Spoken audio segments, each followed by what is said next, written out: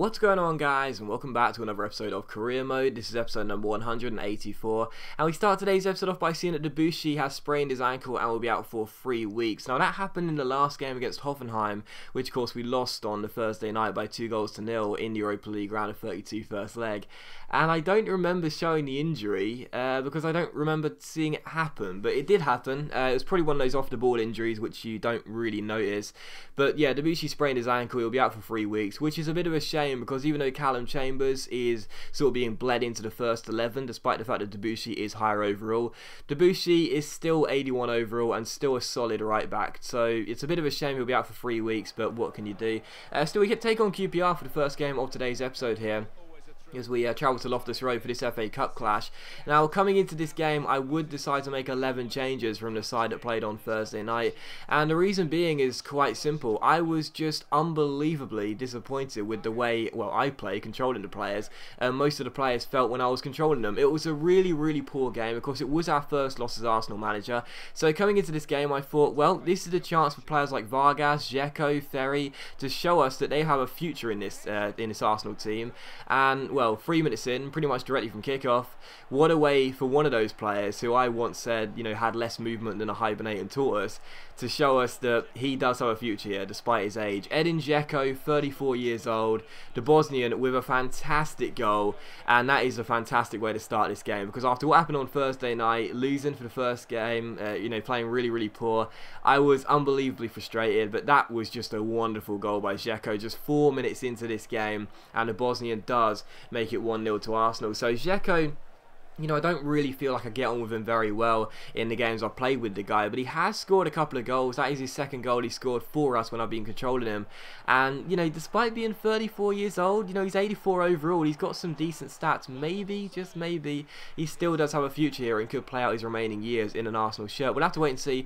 But Chris Ince, making his debut in goal for us, made a very good save there to keep it at 1-0. And in the 14th minute here, Yaya Sanogo wins us a penalty. And as we won this penalty here, this was an interesting one, because in the last episode, Lazari won a penalty after getting pushed in the back and falling to the floor, which I thought was a penalty. But with this one, I wasn't so sure, because even though it is quite similar, there didn't seem to be any contacts, and Sanogo seemed to actually miskick the ball. So as I do when I get a penalty and I'm not too sure if it is one or not, I do chip it down the middle, and if the goalkeeper saves it, fair enough. If he doesn't, he doesn't. So I thought I'll do the same thing here. I'll chip it down the middle with Dzeko, see if the goalkeeper saves it, and McCarthy does stand down the middle and catch the ball. So it's still 1-0. It probably was a penalty, but I wasn't too sure, so I thought I don't want to score unfairly, so I'll say it wasn't a penalty, and QPR can just regain possession. So still 1-0 in the game, and again, maybe it was a penalty, I don't know, but even so, I didn't take it, and there you go. So still 1-0 to Arsenal, and Charlie Austin went very close there in the 33rd minute, his header going just over the bar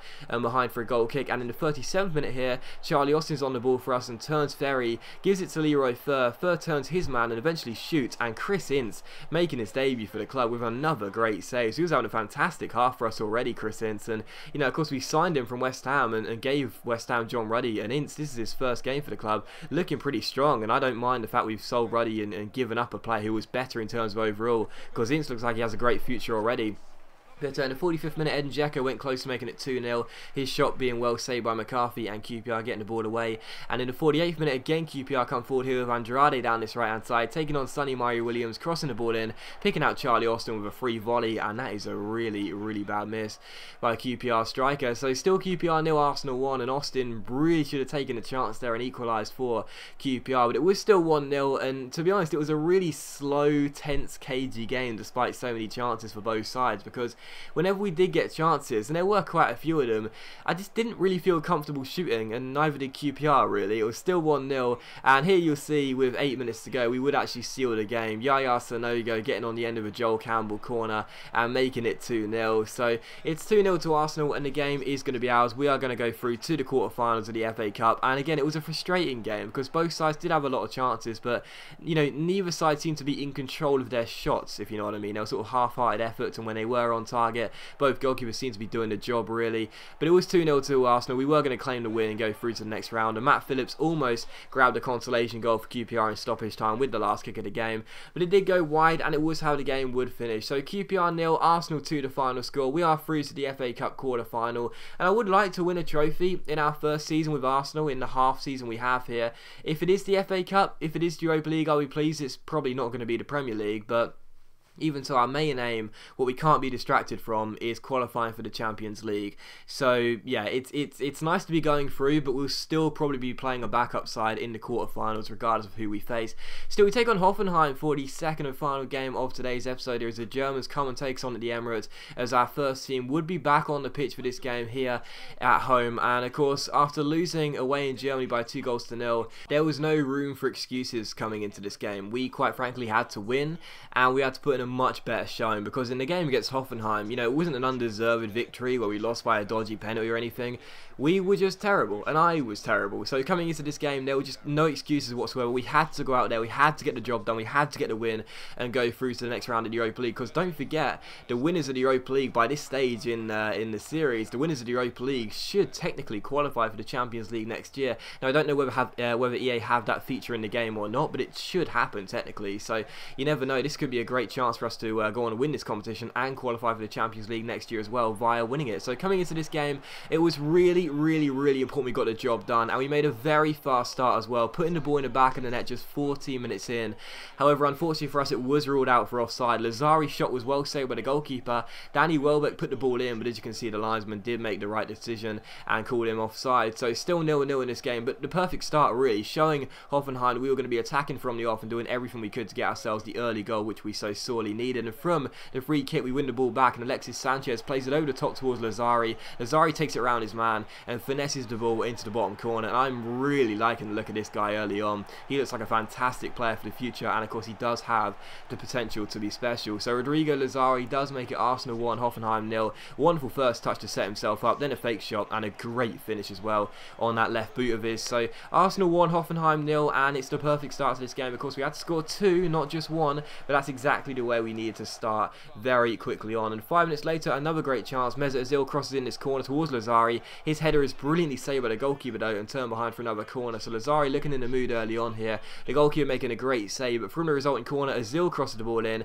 Sanchez wins the header, and Alexis Sanchez makes it 2-0. So 21.5 minutes in, we've already came back from 2-0 down on aggregate and tied the tie, and it's 2-2. So Arsenal 2, Hoffenheim 0 on the night, 2-2 on aggregate, and we had to score those 2 goals, and to get them in 21.5 minutes was fantastic. So Arsenal 2, Hoffenheim 0, and a perfect start to this game, exactly what we needed. But in the 45th minute, Hoffenheim showed exactly why they were so strong against us last week. Roberto Firmino finding his man, who spreads it out wide towards Beck down his right hand side.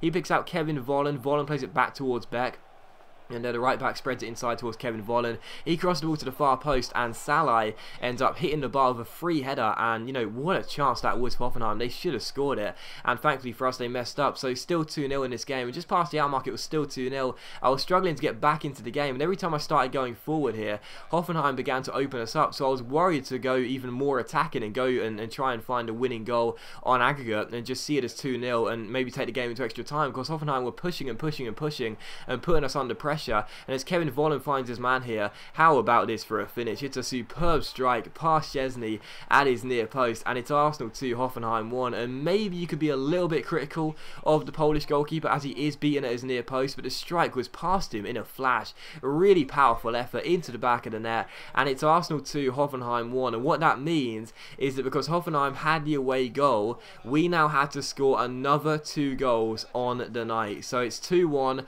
Hoffenheim now are in such a healthy position, because we had to score 2 goals, and the likelihood of us doing that, it wasn't, you know, basically impossible, but it was going to be very difficult as the clock was running down. And one of the final chances did fall here. Lazari did score, putting the ball into the bottom corner and making it 3-1 to Arsenal. But we still needed another goal due to the away goal ruling. Could we get it, as Lazari does give us a glimmer of hope late on in this game? Well, unfortunately not, because Hoffenheim would hang on, and we are out of the Europa League in the round of 32 stage. That man there, Roberto Firmino, did the damage in the first leg, and in the second leg, despite scoring 3 goals, Lazari with a double, it still wasn't enough due to the away goal ruling. So yeah, this is going to be a big challenge to get Arsenal and try and make them one of the strongest sides in Europe, because quite frankly, on the showing of that tie, this just was not good enough, and we require a hell of a lot of work over the next coming seasons. But as always, guys, a big thank you for watching the video. Really hope you have enjoyed it. If you have enjoyed today's episode of Career Mode, then please do leave a like, because it is much appreciated and it really does help my channel out, and I'll see you for the next episode of Career Mode very soon.